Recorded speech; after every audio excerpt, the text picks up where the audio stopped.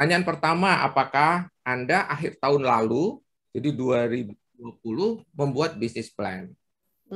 Dari poll, saya bacakan ya, 26% menyatakan tidak, 74% menyatakan iya. Hebat ini ya. 4% bikin rencana loh, Mbak Riri. Iya. Jika Anda membuatnya, apakah tiap bulan melakukan bisnis review untuk memastikan rencana Anda tercapai atau tidak? Jawabannya 29% mengatakan tidak, ya. Jadi bisnisnya dibuat saja, tapi nggak pernah ditengok-tengok, Mbak Riri ya.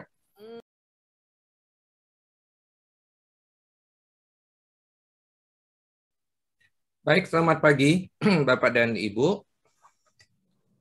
Ini adalah Retail Zoom S edisi ke 31 ya. Dan hari ini kita akan bicara mengenai bisnis plan 2022 ya. Apakah kita sudah siap menyongsong tahun depan ya? Saat ini adalah saat yang tepat. Kenapa? Karena kita sudah di bulan Oktober 2021 ya. Jadi bagi Bapak Ibu pelaku bisnis, kalau kita mau membuat rencana bisnis 2022, seharusnya kita mulai di sekarang ini ya.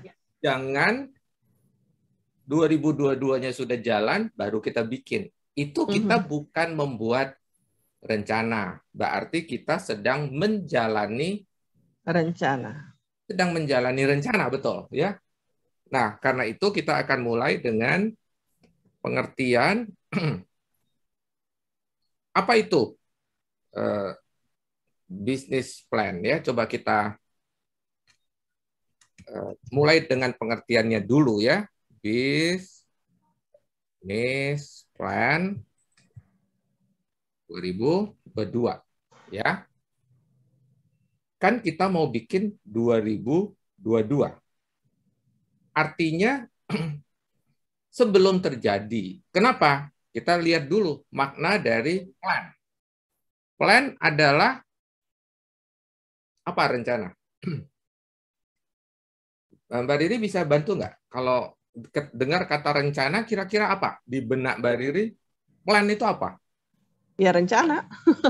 Apa yang mau kita wujudkan.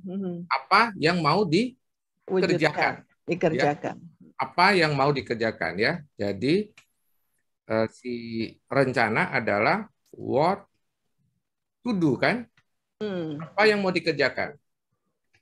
Berarti di dalam makna kata ini sebenarnya sudah tercantum kalau kita mendengar kata plan itu artinya ini banyak yang tidak memahami atau salah memahami kata plan. Plan itu adalah keputusan di muka. Decision in advance ya. Kita sudah putuskan di muka. Di muka sudah diputuskan. Makanya dia disebut rencana. Makanya kalau kita mau bikin 2022, kita harus putuskan kapan? Sekarang, bukan nanti, bukan sudah jalan 2022 baru kita bikin. Ya.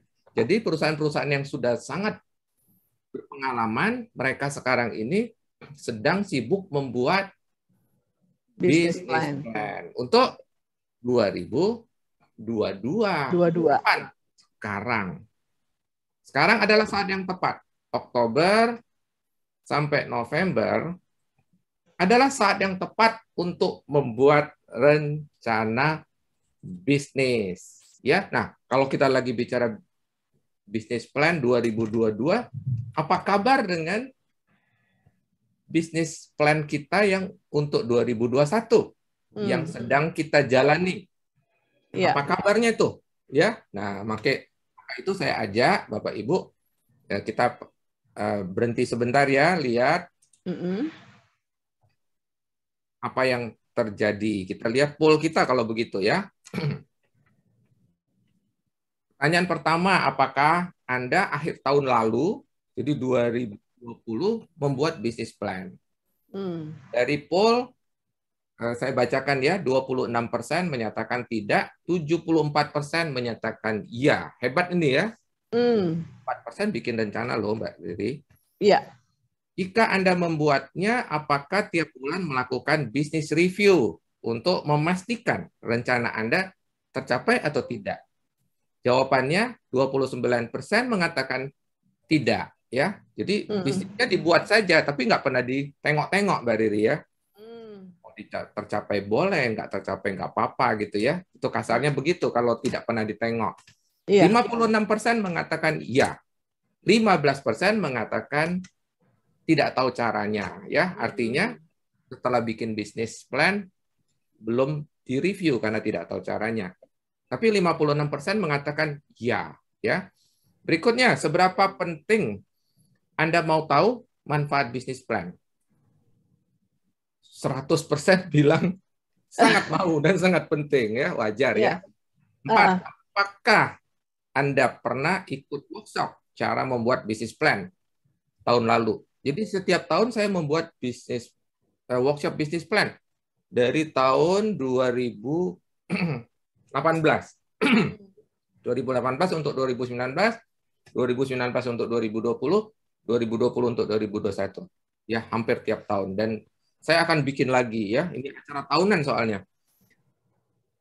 Pertanyaan, apakah Anda pernah ikut workshop?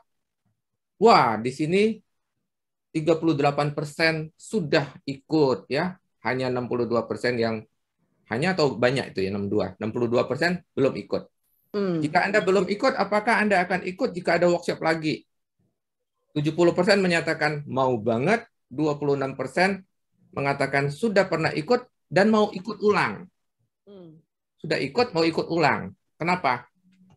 Ya, itu juga penting ya, karena repetisi adalah cara belajar yang paling bagus ya. Kita ulang lagi sampai kita betul-betul menguasai. Terus ada 3% sudah pernah dan tidak mau mengulang. Dan ada satu orang yang nekat. Dia bilang nggak mau ikut. Gitu ya. Oke. Jangan-jangan Mbak Riri? Ya enggak lah.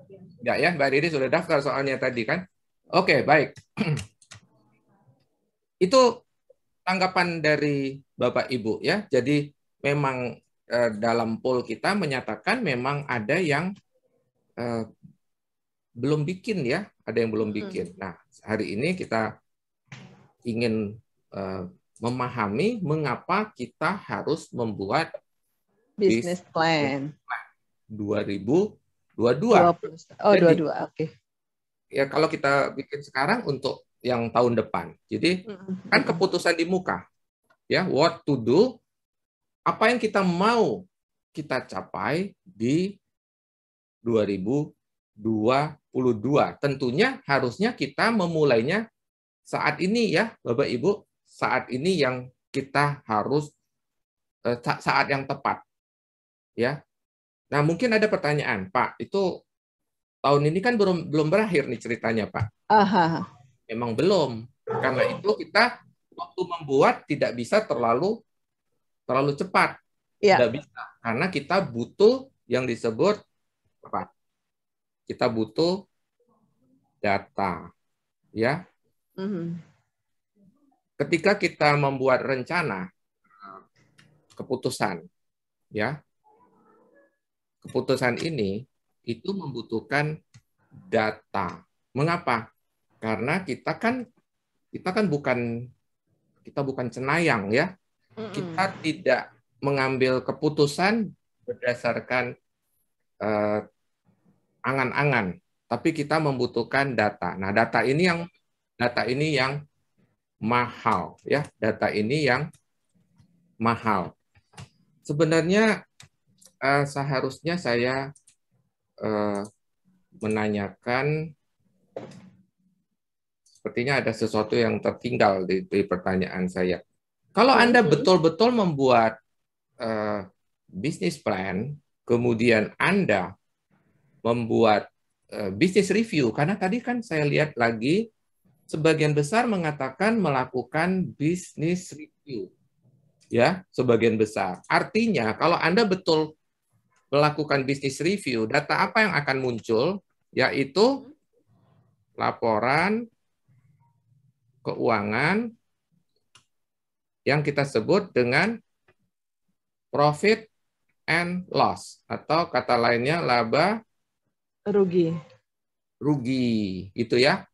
Apakah Bapak Ibu membiasakan memproduksi laporan keuangan, khususnya karena laporan keuangan ada banyak ya, khususnya laporan laba rugi. Karena kalau Anda melakukan business review, apa yang Anda review?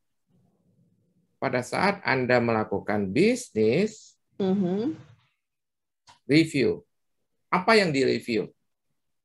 Apa yang direview? Yang direview adalah satu, rencana yang Anda buat di tahun waktu akhir tahun kemarin, Anda mau nyusun rencana 2021, betul? Betul. Lalu kalau waktu melakukan business review, kita membandingkan dengan realita apa yang terjadi di tahun 2021. 2021 tidak perlu pakai titik A. Oke. Lalu hari ini masih banyak yang masuk ruangan ternyata. Dari sini kita membandingkan dari perbandingan rencana realisasi, Anda akan tahu apakah Anda achieve atau tidak. Ya. Achieve nggak? Pertanyaannya. Kalau achieve, itu berapa persen? Ya, contoh, rencana kita, sales-nya kita sampai dengan bulan, katakan sampai dengan September ya, katakan sales kita harusnya 5 miliar. Realisasinya berapa? Nah, tergantung ya, katakan 5,1, berarti kita atau 5,5. Ternyata berarti kita achieve 10%. Di atas yang kita rencanakan. Gitu ya. Bisa nggak kurang? Bisa ya. Kita targetnya 5, kita cuma capai 4,5. Kalau umpama kita hanya capai 4,5, berarti kita kurang berapa terhadap di target tadi gitu ya. Kita cuma capai berapa? 96. Berapa persen? 95% dong. Pencapaiannya. Sementara yang ini 100, yang di atasnya jangan pakai angka ini ya. Atasnya kita, sebentar. Achievement kita 110 yang di atas. Maksudnya gitu Mbak Riri? Iya. 110 dari rencana. Yang sementara yang di bawahnya hanya tercapai 95%. Katakan begitu.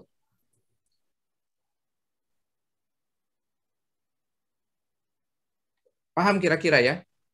Antara yang disebut business review, sebenarnya kita sedang melihat kembali realisasi kita terhadap rencana itu berapa, apakah kita mencapai atau tidak mencapai. Kalau tidak mencapai, kita berapa persen melesetnya terhadap si rencana tadi. Berapa persen kita melesetnya terhadap rencana. Ya, kalau ini 10% berarti kita hanya capai 90%. Begitu, Mbak Riri, cara melakukan business review. Tetapi masalahnya kita buat nggak ini? Yang ini kita buat nggak?